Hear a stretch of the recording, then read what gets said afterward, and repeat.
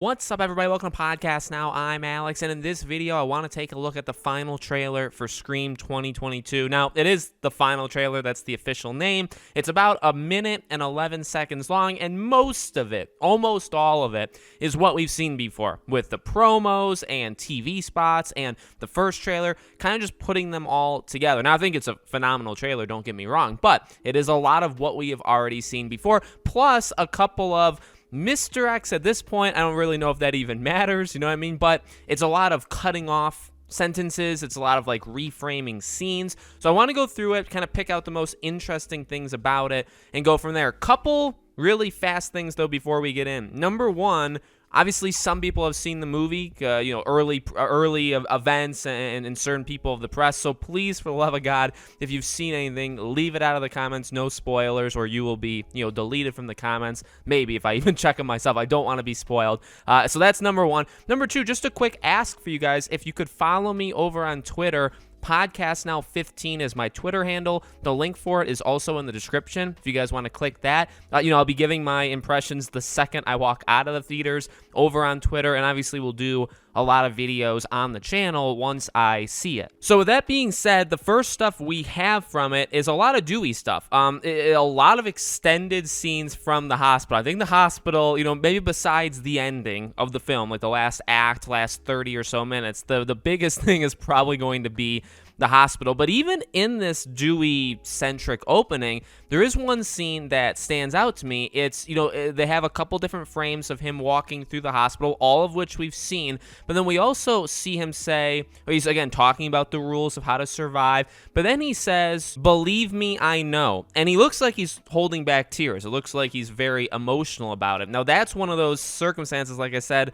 in the very beginning of this video, that I think is like a cutoff thing. It's just a reframing of a scene. Because I think somebody brings in maybe like a death. Honestly, and I've said this before, I would love it to be a situation where, and I don't think he's with Chad and Mindy at that point when he's talking about that. I really still think he's talking to Wes there. But if he is talking to other people, I'd love maybe somebody to say like, "Hey, well, you failed, protecting Randy. Like you've been the protector over these." I've said it before, like if Dewey goes in this film, which I mean at this point, I think we all kind of expect that to happen, right?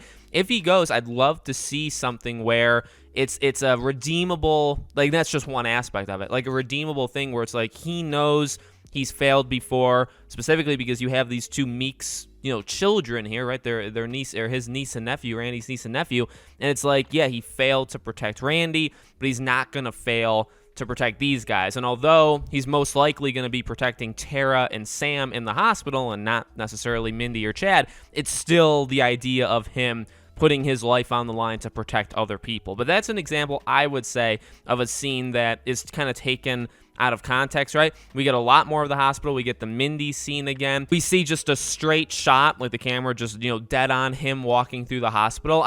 It makes it seem like there's literally going to be a showdown where like Dewey turns a corner, Ghostface turns a corner, and they like walk to each other, which, is it epic? Sure. And if it happens, is it epic? Sure. But is it stupid? Yeah, also. Because if he has bullets, there should be no reason why you should get close to anybody if you have a gun. You know what I mean? So that's just, I don't know, that's a self-defense idea that I have. It also has Dewey, like, raising the gun and aiming.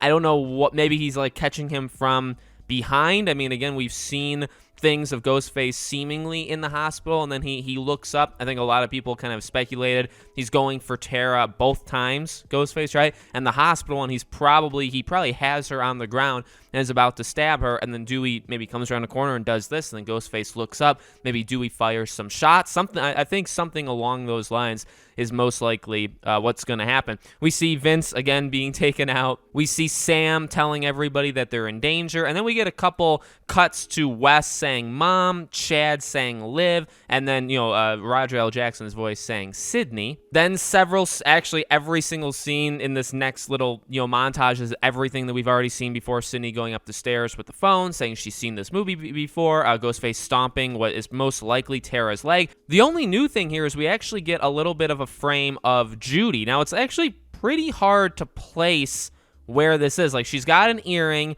She's got what looks to be like a white, almost like a suit on. I can't tell from the background what it is, but it's definitely not when she's going through her house with the knife and like with the tracksuit on. It's not that. It's arguably not even when she, or obviously, well, definitely it's not when she's like in the car. So I don't know. I mean, the Judy thing, I still expect her to die, like, and it would be a shock if she doesn't. So that would actually kind of be cool. But I kind of do expect her to die early on in the movie, but we keep getting somewhat new scenes with her. So she's in at least like 3 to 4 different places, throughout this movie. So we'll have to see what that could potentially be. Again, everything else is kind of the exact same. We do see Ghostface, and they actually hide it. They do the perfect movie villain from Eric Davis of Fandango. But if you look past the words, you see the red lit up thing. That is his new talking device. Now, yeah, Roman had one, but this one is going to be, from what we had heard from leaks and rumors, actually like almost a year ago, this is going to be like more refined, and it's literally going to be where he can just talk, or Ghostface can talk, and it'll basically, translate it into Roger L. Jackson's voice. So I thought that was kind of clever that they hid that one. We also see Tara in the hospital with the bandage, or with the thing over her left hand, and then later on in the trailer we see Tara being stabbed through the hand, and she lets out like a scream and can't believe that she was stabbed through the hand. So Tara is, again, as I've said, going to really go through the ringer when it comes to this movie. She's going to get absolutely crushed, which is going to suck. We also see a knife raising up, probably Sam. That looks like Sam's hand holding the knife in the mind-blowing twist picture of it. Then we also have a pretty interesting thing, and probably the last interesting thing of the trailer.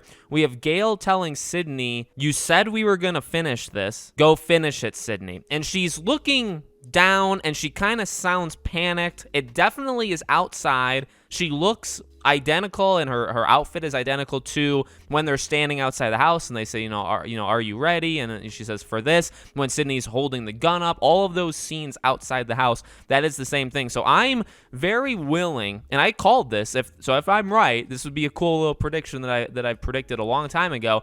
Amber comes out injured. Maybe it's reversed, or maybe Sydney holds up the gun because she gets scared of Amber, but she doesn't, end up shooting. Amber comes out and she's injured.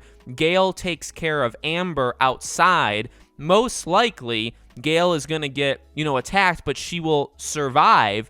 Amber will join Sydney in the house for the final part, because I still do think Amber is one of the ghost faces, and then Gale would eventually come back as well, because maybe it's because you're not supposed to know if Gale lives or dies. So I would, a lot of us predicted that a little while ago. I really, really think that's what's going to end up happening based off of, all these different scenes. Then you see Tara get stabbed. That's pretty much it. Every other scene is exactly the same. They try to throw it through the ringer of like Amber going down into the basement, opening the fridge and then closing it. That's going to be Mindy there. You can actually see her hair in the next scene anyway. So that's just obviously for a jump scare. But that's everything. So a couple, extra dialogue things, a couple extra just little scenes. I think the Gale thing is pretty big, one of the biggest things of the trailer. That's pretty much it. So let me know what you guys think. Again, please, for the love of God, no spoilers. We'll talk about the movie once I see it. I'll make it very clear in titles. I'll make it very clear in the thumbnail, whether it's a spoiler or not. Like I'll hide things. You're not gonna just click on it and see, oh, it's somebody's death scene. So I'm not that channel, and I never have been. So you can rest assured you'll be protected here as much as I can. Thank you for watching, guys, and I hope to see you all on the next video.